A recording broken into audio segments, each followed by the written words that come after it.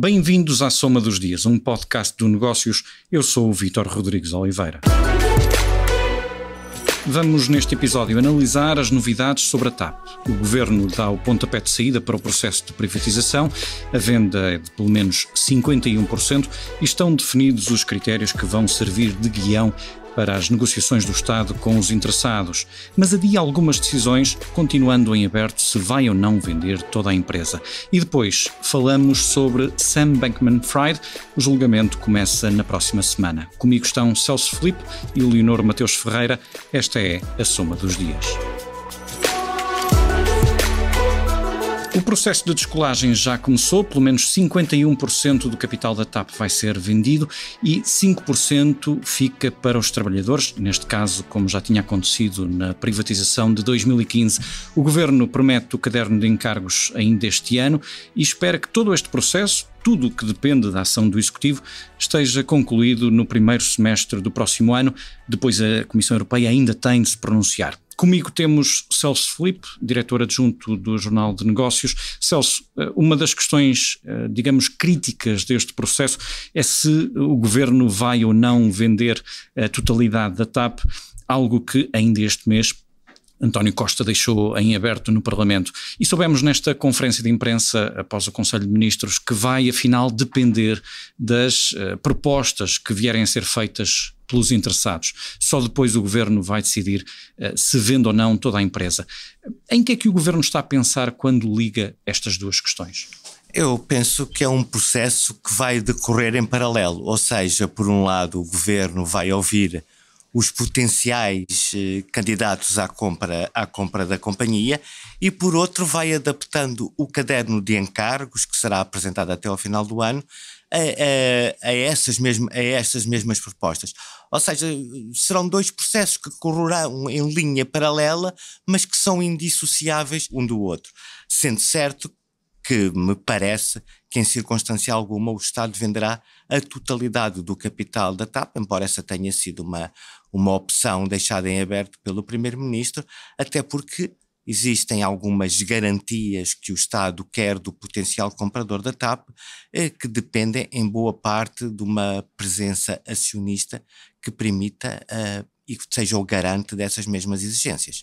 Outra questão sensível tem a ver com o hub aeroportuário. Tem havido vários avisos para o perigo dessa centralidade ser deslocada para Madrid e a solução encontrada pelo Governo é de incluir esta questão nos critérios de valorização, não é?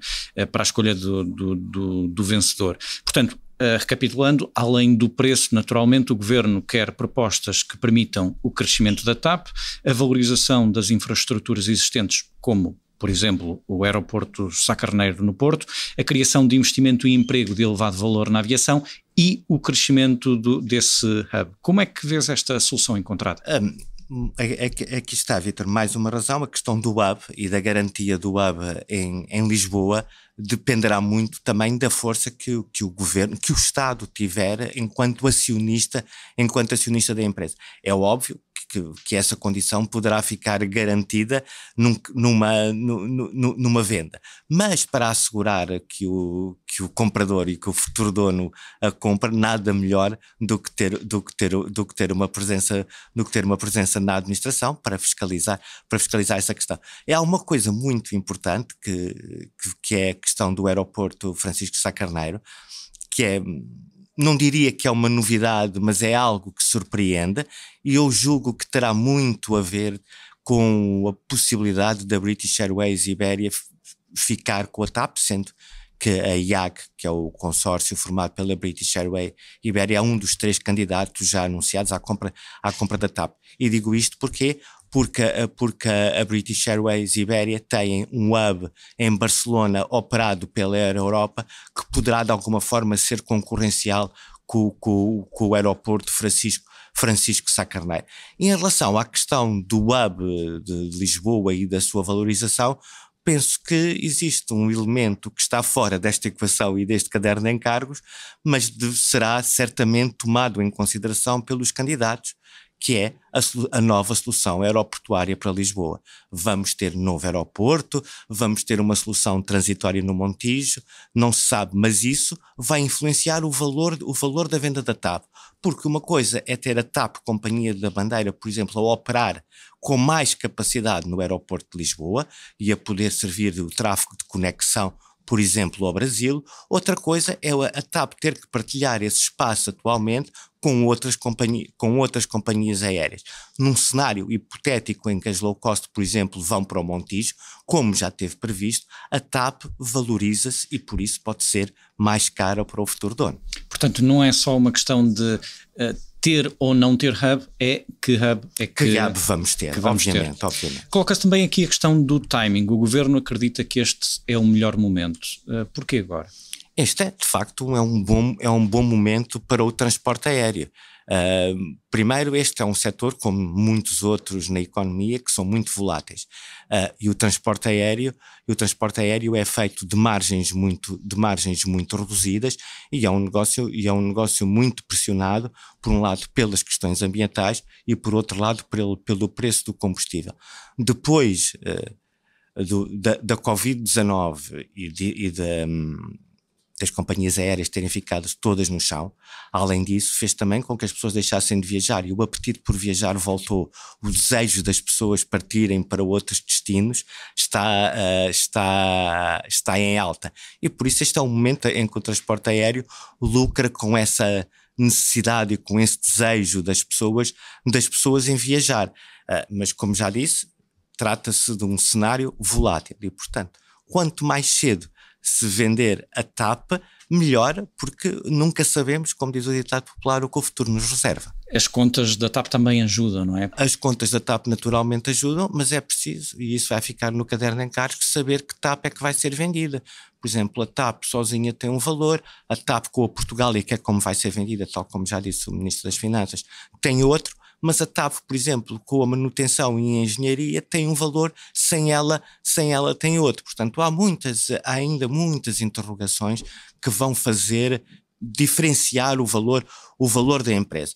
Todavia, o interesse, já confesso, dos 3 maiores grupos aéreos de aviação da Europa na TAP é um sinal positivo e marca a diferença em relação ao processo de privatização de 2015, em que só apareceram, digamos assim, atores secundários do negócio do transporte aéreo. Desta vez temos protagonistas de primeiro nível. E, portanto, isso significa, teoricamente, que a TAP poderá ficar agora em melhores mãos do que aquelas em que ficou depois da privatização de 2015. A análise de Celso Filipe ao arranque da privatização da TAP. E agora vamos falar de Sam Bankman-Fried. Começa na próxima semana o julgamento de Sam Bankman-Fried, quase um ano depois da derrocada da plataforma FTX, que acabaria por abrir falência em novembro. Está connosco Leonor Mateus Ferreira, editora de Mercados do Negócios, e vale a pena recordar, antes de mais, Leonor, o que é que está em causa? Sam Bankman-Fried volta a estar em destaque, ele que chegou a ser um dos maiores criptomilionários do mundo, o líder de uma plataforma de muito destaque, chegou a ser responsável por 32 mil milhões de dólares e que há mais ou menos um ano fica no centro de uma espiral que acaba numa falência. O que é que está em causa? Perguntavas-me. Tudo começou com uma notícia da publicação especializada CoinDesk, que referia que uma empresa irmã do mesmo grupo, da FTX, teria um balanço que, em vez do que seria expectável, que seriam, portanto, os depósitos dos clientes, que era em grande parte composta pela criptomoeda emitida pela própria empresa. Isto gerou aqui algumas dúvidas. Fez disparar os alertas. Fez disparar os alertas sobre um risco de liquidez e começam a haver retiradas de capital. E depois essas situações são bolas de neve e quando há retirada de capital, a FTX não consegue dar resposta à quantidade de pedidos e percebe-se que há aqui um problema. Surge então a Binance com uma proposta de eventualmente comprar esta plataforma de negociação, criar um gigante do setor, só que o CEO da Binance acaba por não só recuar na proposta de compra da FTX, como dizer mesmo que se vai livrar de todas as criptomoedas, a FTT, que detinha. Puxou o tapete à FTX. Puxou o tapete completamente.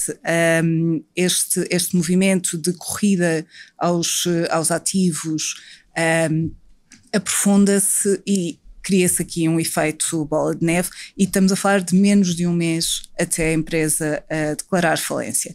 É claro que isto não ficou por aqui, até porque houve perdas muito grandes por parte dos investidores, incluindo em Portugal, e houve uma série de investigações que começaram não só pelos reguladores, mas também pelo próprio Departamento de Justiça norte-americano.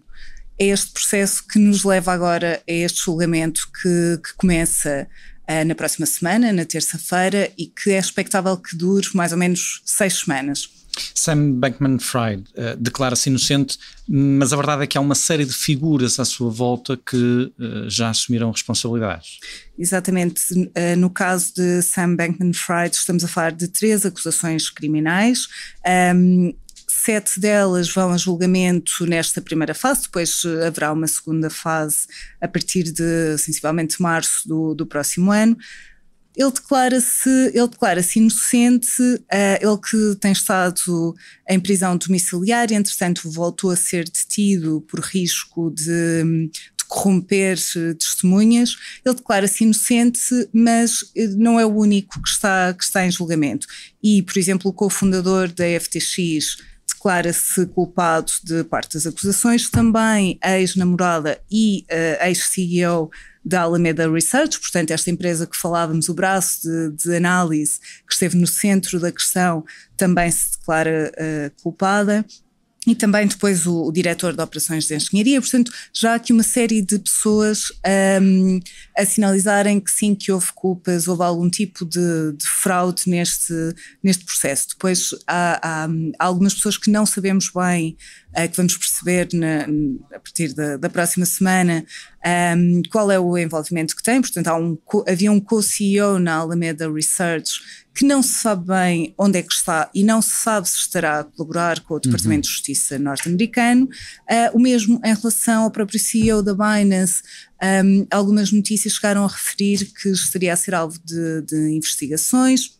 Nunca ficou muito claro. Ele que tem também outros processos com os reguladores, mas não relacionados com este. E depois, muito recentemente, são chamadas mais duas figuras, que são os pais de Sam Bankman-Fried, que são acusados pela empresa de terem beneficiado aqui de algum desvio de fundos.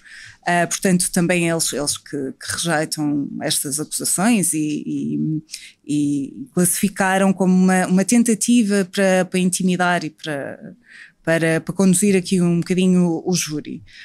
Portanto, há muito em aberto para as próximas semanas. E que impacto é que este caso e este julgamento ainda podem ter sobre o mundo do cripto, digamos assim? A FTX logo na altura lançou uma onda negativa sobre o mundo cripto, quer dizer, geraram-se grandes desvalorizações nas criptomoedas, nos criptoativos de forma geral, mas a realidade é que não teve o impacto que se temia, no sentido de não criou um colapso em cadeia nas várias plataformas de negociação. Houve uma crise de confiança, sem dúvida, não houve uma crise, chegou-se a falar, por exemplo, de contágio para o sistema financeiro mais tradicional. Agora, é certo que a partir do momento em que se está em tribunal, vão ser feitas perguntas, vai-se perceber melhor processos, o que poderá trazer aqui alguma transparência para a forma como a FTX e a Alameda Research trabalhavam e, eventualmente, se teriam pontos com outros players do mercado. A realidade é que a FTX, depois nos primeiros meses mais em ebulição, acabou por sair um bocadinho das preocupações dos investidores, à parte dos que ainda esperam recuperar os seus ativos, naturalmente.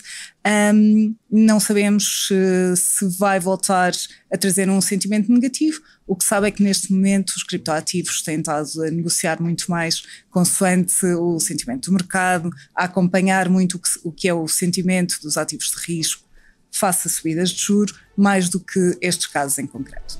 Obrigado, Leonor. Obrigado, Celso. Termina por aqui este episódio da Soma dos Dias. Para a semana há mais.